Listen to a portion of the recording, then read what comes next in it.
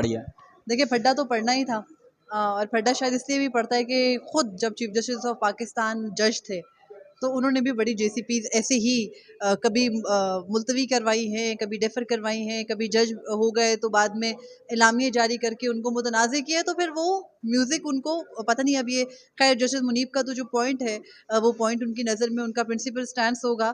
लेकिन एक फैक्ट ये भी है कि जब आप बहुत ज़्यादा तंग करते हो तो घूम घूम के चीज़ें आप पे भी आती हैं। आज का इजलास अहम है, खसूसी इजलास है। इस इजलास के अंदर ना सिर्फ तमाम जो सूबाई हाई कोर्ट्स हैं उनके जजेस हैं, बल्कि सूबाई वज़राए कानून भी हैं, उसके अलावा सूबाई बार के नुमाइंदगान भी हैं। पिछली दफ़ा जब 3 मई को ये इजलास हुआ था, मुझे आज भी याद है, मैं बाहर वीडियो कर रही थी, मौसम ठीक था, अभी मई की शुरुआत थी, तो मेरे पीछे एकदम से झमकट्टा मजमा लग गया था। और वो भी तब वो दिन थे जब नया नया मेरे ऊपर बरसा जाता था। तो वो 30-35 लोग थे, बहुत ज़्यादा लोग थे, जजेस की तस्वीर बड़ी बना रहे तादाद थे थी। सुप्रीम कोर्ट के बाहर। बिल्कुल बिल्कुल, बिल्कुल। तस्वीरें बना